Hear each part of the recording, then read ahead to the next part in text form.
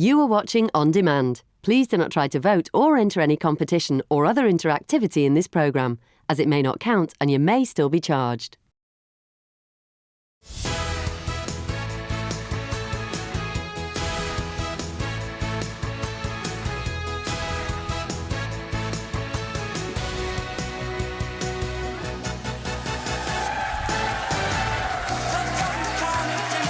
Today on your Loose Women Live, it's Connie Nolan, Jane Moore, Linda Robson, and Janet Street Porter.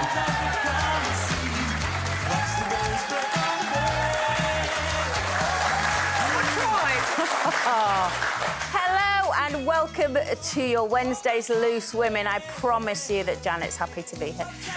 Lots coming up for you. You might be able to guess today's guest from our very subtle entrance to the show. You're so gorgeous. I know. Next thing you know, With Wake Me Up Before You Go, Wham Mania had arrived. it's Wham. That's right, telling the untold story of his friendship with George Michael. Andrew Ridgeley will be joining us live. Also, as Aretha Franklin's handwritten will makes the headlines today, I'll be revealing the reason why I've only just made mine. Oh, I know, madam. And as singer Ellie Goulding is pictured with husband Casper amid rumours of relationship troubles, we're asking, do you put on a front during hard times? First, don't over-egg it. First today, Boris and Carrie Johnson have welcomed their third baby together, taking to social media to share the news and the name of their son, Frank Alfred Odysseus Johnson. On her post, Carrie joked, "Can you guess which name my husband chose?" Now, Linda, do you like a unique name? No, normally all the people in my family are named after people in my family. So, so Lauren is Lauren, Linda, Lauren Amy Tyler, and that's her. Then Louis Mark Dumford, Bobby's Roberta, Linda Lola. So Linda is me. You've made sure And you've got in Lola- everywhere, haven't you? And Lola is Lauren and Louis, so the Lola comes after that. So there's a bit of all of our names in everything. Oh. What about you? Do you like it? Well, first of all, can we have a look at that picture again of Carrie? That is a 12-year-old child.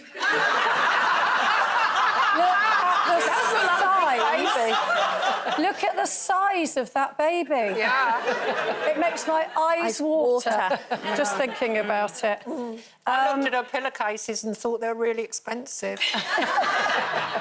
You always do that. You always look at what's going on in the background. The baby, looking at the furnishings. With my oldest, Ellie, I always thought, if I have a girl, it's always going to be Ellie. And, like, people have said to me, oh, is that after Eleanor of Aquitaine? I'm like, no, Miss Ellie on Dallas. Oh, I love that. When I used to watch Dallas, I was thought, oh, Ellie sounds like such, because it was quite American in those days. It's a bit more popular now, so...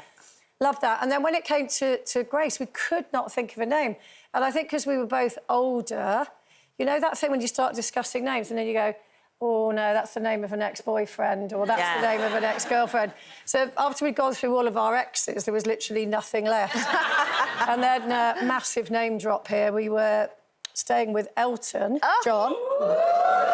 And he went, what about Grace? That's a lovely name. And I went, why have we not thought of that name? And anyway, so there you go. Grace it was. Grace. By the way, Lauren. Yeah. So, you know, all over the world, certain baby names are banned. Yeah. If you were Saudi Arabian, you're not allowed to call your daughter Lauren. Well, thank God I live in London then. Unfortunately, in my postcode. Oh, shut up. Janet, do you like your name? I've got used to Janet. It wasn't great at school. There were about 3 or 4 Janets in my class at school, and I always imagined that I was named after the film star Janet Leigh, but when I actually looked it up, because I know my mother loved going to the cinema, But actually, when I looked it up, Janet Leigh's career didn't start till after I was born. So I actually looked up what films I was most likely to be named after, and it turns out to be Janet Gaynor, who was a star, The Star is Born, the first version of Star is Born. She was the star of that, and also she was the first woman to win an Academy Award for Best Actress way back in the 1920s, and she said... Is that when you was born then, the 20s? No, but she said, Linda... when the talkies came along, they offered... She was a huge star in the silent movies. She went, I don't think I've got the voice for talkies. You either. I don't think so. She always said she couldn't sing. How did you get your name? Because I was the only English one in my family, so they wanted me to have an Irish name. So I was the only one born in England at my whole family. So they wanted me to have an Irish name. So they picked Colleen, which hasn't got much of a link. It just means girl in Gaelic. That'll do for me. Now, moving on. Singer Ellie Goulding and husband Casper Jopling have been pictured out and about in London following reports that... I don't know what's up in my mouth. Following reports that the two are experiencing trouble in their relationship. Ooh. Now, this is speculative, as these things often are. But it did get us thinking about how we present ourselves to the world when we're going through tricky times in our own lives. Jane, I'm going to start with you. Do you put on a front? You don't let anyone know what's going on, or...? Well, I was thinking about this when we were having a chat about it earlier, and I think it's very much a case of the kind of person you are, and I put a lot down to being an only child. So when I was a kid, anything that was going on in my life, I kind of worked it out for myself because I didn't have siblings to kind of go, oh, you never guess what's happened, blah, blah, blah.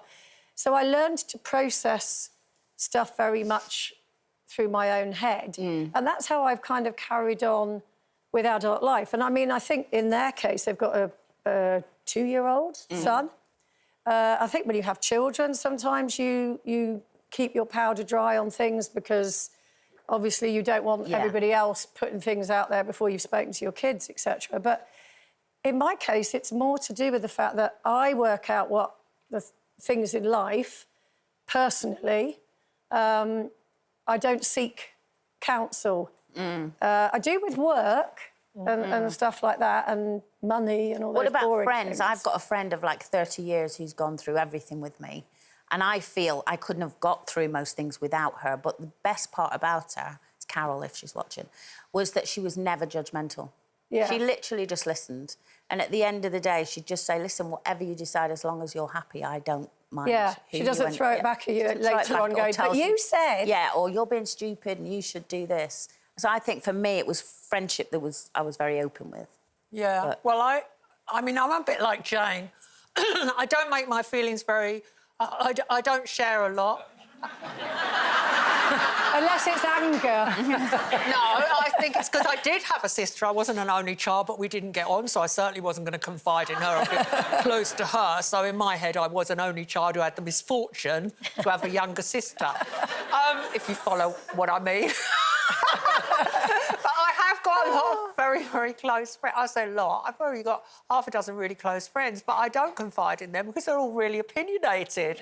And then they're going to give me their opinion about what I've done or who I'm with or why did I marry that mad person and blah, Which blah. one?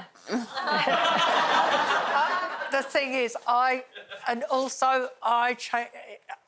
don't want to share. I don't feel comfortable sharing with them. I share a certain amount, but also I don't want to be criticised for going back on my word and being a bit irrational. Because that's always the worry, that when you tell somebody what's going wrong in your relationship, then if they're a nice friend, they will try to offer advice. And then you might inexplicably go back to the person you just said was a pile of rubbish, as we've all done, and then they start saying, well, why have you done that? And then you feel, well, I'm allowed to change my mind. Yeah. But it's very difficult. about you, Lynn? I think it's really important that you've got a friend that listens and, as you said, don't judge or whatever, or try to give you opinions and that. So I've got a couple of really close friends, but I've also got 2 sisters that I confide in and talk to them about everything.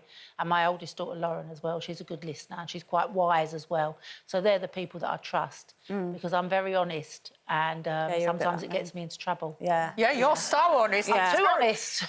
She said to me earlier, I'm too honest. And I thought, you tell the truth, but I lie all the time. I've made up... I'm so good at lying. Sometimes Liars need good memories. Have you got a good memory? Well, it's fading a bit in certain areas, you know, and you can't remember what you said to who. Yeah. And whatever's going on in their relationship, which, of course, we don't know, they're just going to an event together, so it's like a public... They might be talking to people behind the scenes. And, I mean, you very much... Yeah. Because you did the show for here, where we talk about everything, for a couple of years, didn't you, before you... Yeah, and it was really, really difficult because it was at the stage where I knew things were going wrong in my marriage, but I wasn't ready to share it with everyone, and I didn't think it was fair on him or Kira, and because we hadn't really talked about it amongst ourselves. We just both knew it was going wrong. But it was so hard for me to sit on here and the first day go, and Colleen Nolan and me go, we're getting divorced. Because I feel really hard. I hate lying. So whenever topics came up, you know, in the meeting, I go, please don't talk about marriage or how do you know when a marriage is going on, because I can't lie. I can't sit there and pretend that it's not going wrong for me. So that was a hard couple of years for me to sit here and not be really... I was actually relieved when I could come out and say, you know, it's over. Again.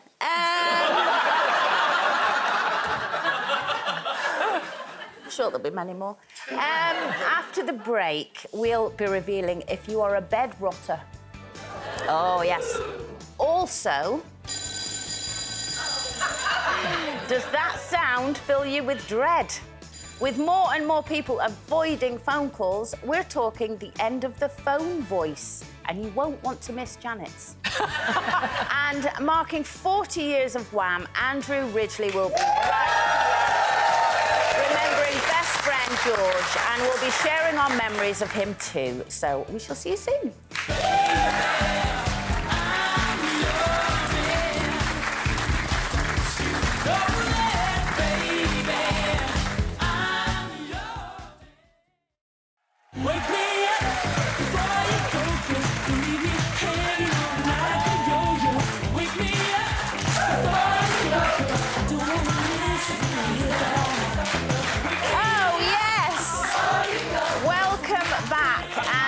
Very well done there. Still to come, don't you go anywhere. Yeah. Because Wham legend Andrew Ridgeley will be joining us live. But it's competition time and your chance to win a prize package worth more than £135,000. Josie has all the details. More and more people want one of these every year. They're over 60 years old and over 4,000 are sold on a yearly basis. I am, of course, talking about the camper van. Here in Bristol, there is even a festival for people who really, really love their vans. Her name's Billy Banana Bus, and I paid £450 for her. Do you fancy getting yourself a slice of van life? Well, the good news is we're giving away a brand new VanWorks camper van worth over £86,000. Not only that, £50,000 in tax-free cash. Imagine where you could go with our prize package worth £135,000 for your chance to win. Text PRIZE to 88333. Text costs £2 plus one standard network rate message. Go to the website, entries cost £2. Call 09068 783333. Calls cost £2 plus your network access charge. Or post your name and phone number to DY28 PO Box 7 558 Derby DE10NQ. Entrance must be 18 or over. Lines close on Friday the 11th of August at 3 p.m. Good luck! Now, we've all heard of a lazy day, but have you heard of bed rotting? Well, let me tell you. This is the practice of spending an extended amount of time during your normal waking hours or even a whole day lying in bed. Now, the idea is that this is the ultimate act of self-care. So, Janet, I feel you've rotted a few beds. I have never spent a day in bed, ever. Even when you weren't well? Well, yeah, I might have done it during COVID. I think when I got COVID, I spent one day in bed and that was it. But that was because I didn't feel too great. But apart from when I feel normal, like, you know, are you all laughing at that word? Normally, wake up, get up. And then in the afternoon, a possible power nap or nana nap, as they call it. But, this is a big but, I can only manage that for 15 minutes. Then I find I put on Archers or something on the radio. I can't really rest in bed. No, I can't. Alarmingly, Janet has just described my exact day. Carbon copy. Really? So I spent one day in bed, I think, for the last 10 years is when I had COVID recently. And the second I wake up, I get up, I make my bed. Yes. Always make my bed to start the day, and then I get dressed. Because I like to... I don't know, I just feel like I'm not ready for the day. And then in the afternoon, I have a little... I can sleep anywhere. I just put my hand down like that. I have a little power nap. Don't like the word granny nap. No. And then that's it. But you never have... Like, I don't like staying in bed all day. It sounds great sometimes when you're really tired and you've worked hard and you think, I'm going to spend the whole day in bed. But I get bored after. Like, as soon as I'm up, I think, I'm wasting my life, I'm missing the day. Same as being in the bath. But I can have a day of... Do you know what? I'm not, especially in the winter, I think I'm not even getting dressed today. I'll sit on my couch, I'll watch a box set or binge watch something, and I'll have that kind of slobby day where I don't have to think of anything. But actually staying in bed, when it comes to then going to sleep at night, I can't go to sleep because I feel like I've been in bed all day. Yeah, no, once I'm up, I'm up. Even when I've had the kids, I can never go back to sleep in the afternoon. But when I get up, I make the bed and it takes me about half an hour to fix all the cushions on the bed. Well, not that bad. I couldn't eat in bed either. No. Like, people lay in bed. Pauline Quirk used to have, like, fish and chips in bed. It'd be all over her duvet and everything. Fish and chips in bed? And yeah, what? You get that vinegar smell? I know. So do you think it's good self-care or do you think it's just lazy? It's being a Well, I think there's other ways to do good self-care. Oh, so do I. Especially in the bedroom, Jane. What do you think? Lazy or good? Lazy. See, there's a... yeah, no, it's not for me, that. Anyway, now, does the thought of picking up the phone and making a call fill you with dread? Or what about when your phone rings? Well, new figures have revealed that for the younger generation, it's one of the top 3 things they most want to avoid in day-to-day life. So, Jane, is that quite triggering? I hate talking on the phone.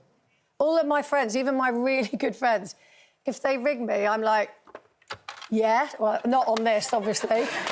And they go, I'm so sorry to ring you. They always start with that. I'm so sorry to ring you. I know you hate it. I'd rather see people face to face.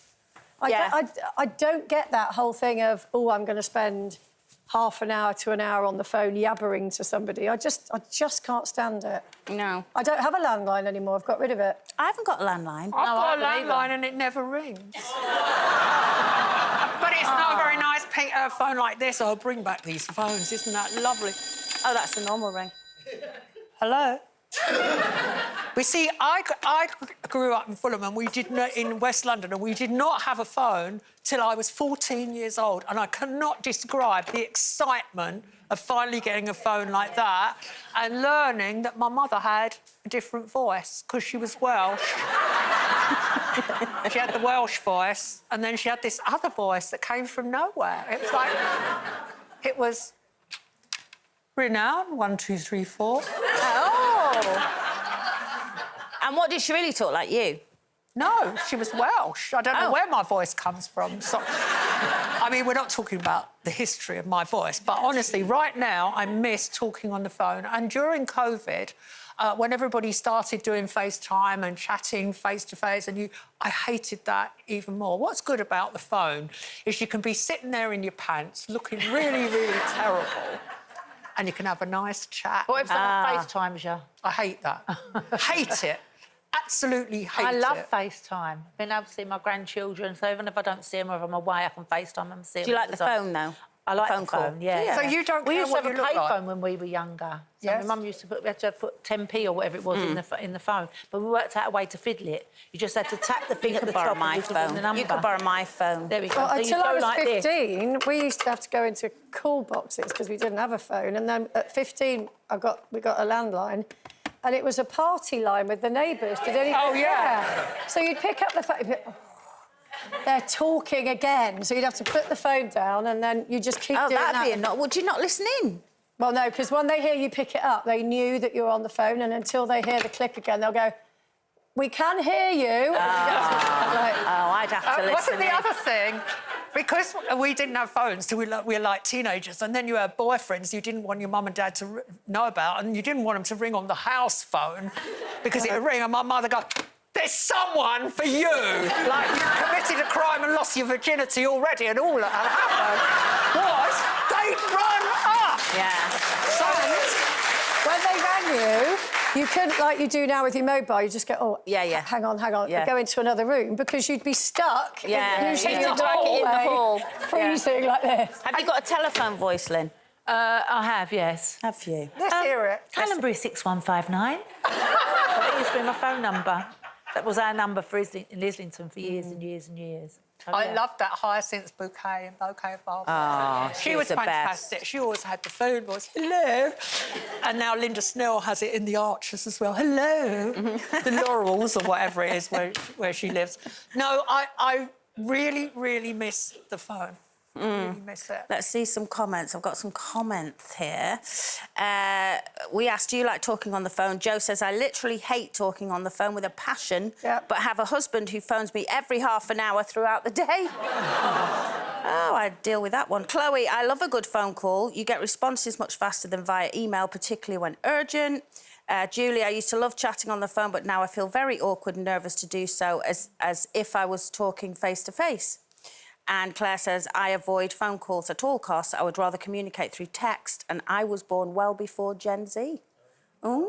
Oh, and lastly, Naomi, I used to love a phone call, but now I'm 28 and my voice sounds like an 8-year-old, so I much prefer a text. A lot of young people now, they hate talking. My daughter hates it. And they Gives don't her like it when you anxiety. leave a voice note. No. They're like, oh, just I hate the voice note. Anyway, that's time. Still to come, a taboo topic. Have you made your will yet? We'll be revealing which of us hasn't and the turning point that made me finally make mine very recently. And we've got an 80s pop icon in the room. No, guys, it's not me. It's Andrew Ridgeley. Years of Wham and hearing the untold story behind Andrew and George's friendship, which we'll see you in just a moment.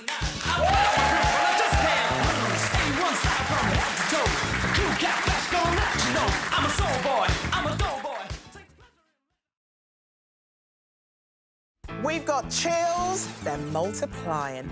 Jason Donovan joins us to talk about his return to the West End in the hit musical Grease, reuniting with Kylie for the Ramsey Street reunion, and how his daughter is carrying on his soap legacy. He's the one that you want, Jason Donovan. Monday on Loose Women.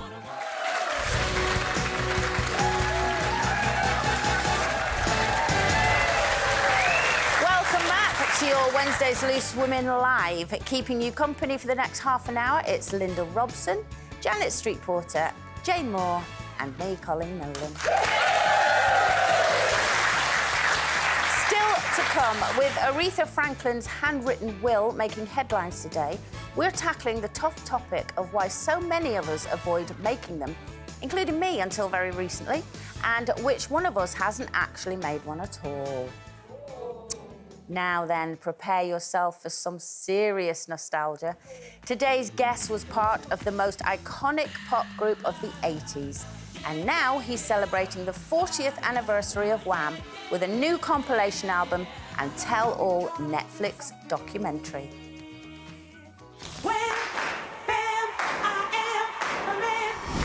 Let's introduce the band. George. I'm Andrew. We had a string of hit singles and we were selling out arenas. How can the country be in love with these two idiots? We met when I was 11 and Andrew was 12. And there was only ever one thing that I wanted to do. Be in a band with George. Andrew changed my life in exactly the way someone needed to change my life if I was going to be a pop star. And that was it. Wham! Well, here to tell us more, please welcome Andrew Ridgeley.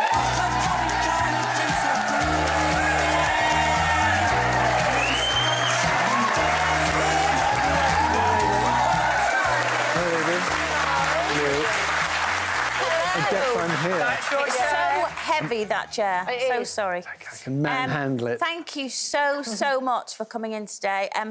40 years. It's incredible. 40 years last year. 40 years Yes. last year. But then this new Netflix series has come out and has gone straight to #1. I mean, did you ever think that this would ever happen? All those years ago? No, I don't think I did. I don't think any of us could have foreseen the enduring sort of legacy of the music, essentially, and let alone the sort of, I think, the attraction that Wham exerts to this day with not just its fans but young people as well. Yeah. So no, that is a bit of a surprise. I have to say, I absolutely loved the film. And it made me quite emotional, and this lot will tell you I never get emotional. No, you don't. You're not known for that, Jane. I'm not known for that. But for me, I know obviously it is about Wham, but for me, actually, it's about a friendship between two young people that met at school, and just that whole unconditional love that comes with that friendship when you know each other or get to know each other before, you know, adult life and all of its baggage. And very much that you, without you, Wham would not have happened. You were his confidence. Yeah, I mean, it wouldn't have happened without him either. So you know, there's only so much emphasis one can place on that. But it was, in my opinion, a series of very fortunate sort of coincidences. But he grew very much as a person from when we started off as the band, and he did lack confidence as a youngster when it came to Bushy Meads, our secondary school. He was an unprepossessing lad, to say the very least. When you saw him in the playground the first day, what did he look like? Well, he was introduced to our class by our form tutor, and he had very wide-rimmed sort of rectangular glasses and this great big curly head of hair. He wasn't a looker. And they did that thing, though, didn't they, where it's like, who wants to look after the new boy? And most people would be at the back going, oh, God, I don't want to do that. But you put your hand up. Yeah, I wanted a new boy delivered unto me. God knows why, but I did. But you had friends. Yeah, plenty Do you think of it was friends, destiny that you sat next to each other? No, coincidence. Coincidence. Yeah, you know, it was one of those things. He could quite... Well, it wouldn't have been anyone else because no one else had their hand up. And what age did you start then realising you had this love of music in common and writing, and was that still at school? Yeah, that was fairly early on. Our friendship really formed over our mutual love of Elton John and various other artists, and we were both consumed by music at that age. And we had a very juvenile sense of humour, which persists to this day. And we found, you know, we took great delight in each other's stupidity, and we record these little skit radio shows taking the mick out of DJs and doing pastiche scenes from movies. And we well, it played all those... stood you in good stead when you came to do your videos, didn't it? Yeah, you know, we formed our school band and we performed, so we were used to performing, that was a sort of natural. I think I'd always been a little bit of a sort of a performer. Show off. Show off. more accurately. But was George like that? No, I don't think he was. No, his confidence grew with regard to performance. But he was more professional out of the pair of us, and when push came to shove, and you know, we went out on the road promoting the first two tracks, doing PAs. he was a brilliant performer. Yeah, but you sort of played it down a bit but he himself credited you with the reason why he became who he became, because you did give him that friendship was the bond of everything and sort of protected him in a way. And you were also incredibly gracious when it came to the point that he wanted to go out on his own as well. Yeah, well, I was a more confident lad than he was, and I think he obviously aspired in some senses to that same sort of confidence and ability to feel comfortable within himself, which he did. You look at photos of him when we started out and the photos of us at Wembley, and he's transformed. Yeah. He was godlike at Wembley, really. Yeah. And so I think it was a symbiotic relationship in many ways. He saw in me, I think, perhaps something that he aspired to. We were extremely fond of each other, and it was a very fraternal relationship indeed. And you also saw him struggling firsthand with his sexuality, didn't you? Yeah, well, it wasn't, it wasn't real outward signs of struggle. He actually, it was far more of an inward struggle for him. But at that point in time, he confided to Shirley and I after the shoot of Club Tropicana, which I think that had caused him a little bit of anxiety as to how it might be taken, especially by me. But it was neither here nor there for Shirley nor I, although we were very concerned now his dad might take it. Yeah. Yeah. I mean, sorry, I was just going to say, at what point was it that you both decided, or was it both of you, that Wham had gone as far as it possibly could? Well, it became apparent to us that Wham would have a finite lifespan, simply because it was so much about us as youths. It represented, it was a manifestation of us and our youthful friendship. And, we grew up pretty fast in the 4 years from our first release to stepping on stage in front of 72,000 at Wembley. We'd come a long way. And George's songwriting and his development as an artist himself was going beyond Wham. Wham was so much about us and our youth that in order for him to progress and develop as an artist, he would inevitably have to step beyond that. And that became clear to us, in sort of 84, 85. Yeah. I wanted to ask, because, obviously memories fade with time, but when you do a project like this, because I know you were involved and your mum's scrapbooks are in there and the old movie footage and stuff, now that George is no longer with us, did you sort of feel joyful watching it or sad? It was a really uplifting and a joyful process, actually. And watching the documentary for the second time, when I saw it completed, I was surprised myself at how exuberant and joyful the whole thing is, and the effect it had. I found myself singing along, which is a very rare thing. I thoroughly enjoyed it, and I think essentially it is really uplifting, the documentary. It does.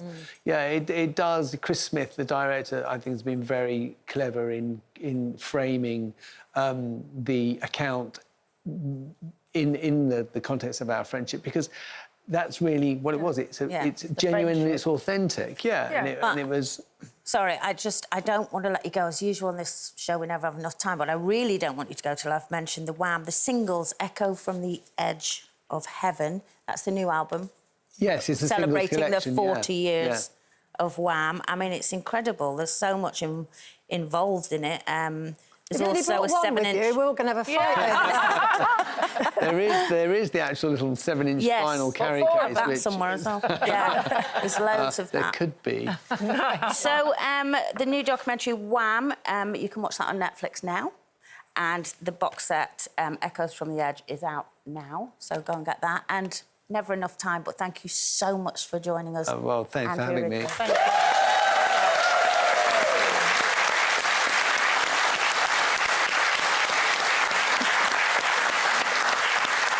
Well, still to come, it's a topic lots of us feel awkward talking about. Are you avoiding making your will? Well, lots of us are, including our Linda. She'll be revealing her reasons behind that decision, and I'll be telling you the turning point that finally made me sort mine just recently. We'll see you soon.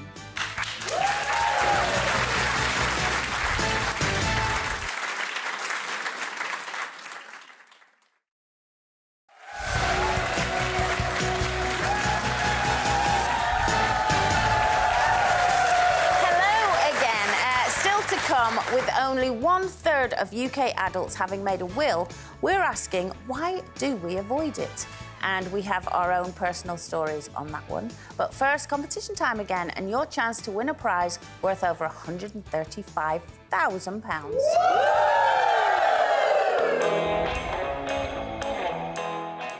A big sunny hello from Bristol. We've got a huge competition prize up for grabs worth over £135,000. It includes a brand new camper van. And if you want to find out about camper van life, this is the place to be. Volksfest attracts fans from all over and every type of camper van you could imagine. Ella is a 1961 Devon conversion, and it has 43,000 miles, like from new. Yeah, it's a Volkswagen T4. I basically just go camping every weekend nearly. It's our second home. It's your second home? Yeah. Our camper van is brand spanking new. It sleeps 4 and fully converted with a pop-up roof, making it worth more than £86,000. For your chance to win our prize package worth more than £135,000. Text prize to 88333. Text costs £2 plus 1 standard network rate message. Go to the website, entries cost £2. Call 09068 783333. Calls cost £2 plus your network access charge. Or post your name and phone number to DY28 PO Box 7 558 Derby DE10NQ. Entrance must be 18 or over. Lines close on Friday the 11th of August at 3 p.m. Good luck! Now, the late soul singer Aretha Franklin is in the news after a jury has ruled that a handwritten note found under the sofa can be used as her last legal will and testament. And it's caused a bit of a dispute, hasn't it, Janet? Yeah, it's extraordinary. You'd think she had such a long and brilliant career, and she was so successful, and yet when it came to the end of her life, it sounds like she hadn't really thought it through, because ever since Aretha died in 2018, there's been a legal battle between her close family about who should get what. And apparently there was a will written in 2010. That was also a handwritten will on a bit of paper. And then a second will was found by her niece that was dated 2018. And only yesterday in an American court, after years of litigation, it's all been resolved, and the jury has ruled that the later will, the 2014 will, is the one that stands. And I think when you look at the way the will itself, it just looks such a mess, so many crossings out and everything else. And it made me think, why don't more people make wills to avoid expensive litigation, going to court, disputes that can rumble on? Yeah, I was shocked about the statistics that only 1/3 or something have made a will. Well, you were one of them. And I was one of them up until last year, actually. You kind of... bullied you into me into it. But I had this thing, and I know you've had the same thing, Linda, of it felt like I was tempting fate. I kept thinking I'm going to write a will and then I'll die. And then my mindset changed, because I remember I was going on a plane, I think, one day, and I thought, but if I die now, I haven't made a will, and that leaves my family in terrible situation, especially my children. And I was still nervous, and the guy came round, he was a lovely guy and all of that, and I was still really nervous. But honestly, it took about 2 or 3 hours we sat there, and when we'd finished, I felt this whole weight lift off me. I actually had that feeling, that adrenaline rush of... I know, and the kids came in, I went, you'll be OK now, because I've made a will, and then I just didn't accept any Jane's food not off them. have a go at me anymore. Yeah, I just thought, they were like, do you want a cup of tea? And I thought, no. Why are you being nice now I've made my will? What's in your tea? But honestly, it really did feel great once I'd done it. And I know you haven't yet. I know it's the right thing to do, I know, but I'm the same as you. I feel like it's tempting fate. I feel as soon as I write a will, something's going to happen to me. I'm going to get hit by a bus or run over or something. As you can see, it doesn't. No, it doesn't, but I know, and I should do, because I've had 2 partners, so I've got a daughter by the first partner and 2 children by the second partner. So I know that my partner with the second 2 will look after them, but then I worry about my other daughter, so I should write one to make sure. So there you go. You need to do it for their sake. I know I do. Clarity. But I am scared to, but I know I will. But can I just handwrite and leave it under a cushion like Aretha did? Well, you could, but they could then fight over it. Or could they? Yeah. No, they won't fight over it. They all love each other. I just think the easiest thing to do is to get a simple form. You can get it online. You can get it in a stationery shop. It costs very little. And honestly, writing a will... I'll come round to your house and we'll sit down and we'll do it together. Well, only if you're in and out in a couple of hours. She I won't made be. mine. I mean, I had made my... Obviously, having been married quite a few times... 17 times. I have changed my will. I've written different wills, but during COVID, it focused my mind, and I'd obviously moved from living in Yorkshire to living in Norfolk, and I rewrote my will, you know, to fit how I was feeling at the time. And you've got to allow for the fact you might change it a bit round the edges. It's not set in stone forever, but write one, for goodness sake, because when my mother died, I had begged her not to leave stuff in her will to me, but to pass it on to my sister's son, my nephew. And she didn't. She just stuck to the old way of doing things, and so I inherited some old telly that she put in her will. She thought, oh, Janet's on telly, I'll give her my telly. Which then I had such a sentimental attachment to. I had this absolutely rubbish telly in my living room for about 4 years. But it is quite difficult. I mean, even when I was doing it, it's quite difficult to go... You know, because I wanted everything to be equal for my kids. But then there was one thing, like I have this necklace that I keep at home, blah, blah, blah. It's, you know, and I thought, well, I'll leave that to Kira. Yeah. But then when I told the boys, they were like, well, that's not fair. So then I had to say to Kira, well, I'm going to put it in the will that if you sell that, you've got to split it 3 ways. And she was like, well, that's not fair. And I'm like... I think the and in best the end, thing- I thought, you know, I don't care, I'll be dead. But just do what you want. Don't involve them. Just do it on your own. And as you said, I paid like 35 quid. I downloaded a template off the thing, filled it out, got somebody to witness the signature. I have an executor. They've got a copy. My daughters have got a copy. End of. Wait a minute. Yeah. All right, Wait a minute. What did... Sorry, can I just Jamie. quickly say before we go, what did you downloaded it for what? I downloaded a template off the internet. And was that expensive? $39.99. I've been so ripped off. How much did you pay? A lot of money, and I tell you what, he better have made a will, because I'm coming for him. Anyway, so... but that's what puts people off. They think it costs a lot to do. Yeah. It doesn't. OK, well, that's it from us. Hopefully we will be back tomorrow with Kay, Denise and Sophie, and we hope you have a great afternoon. See you tomorrow.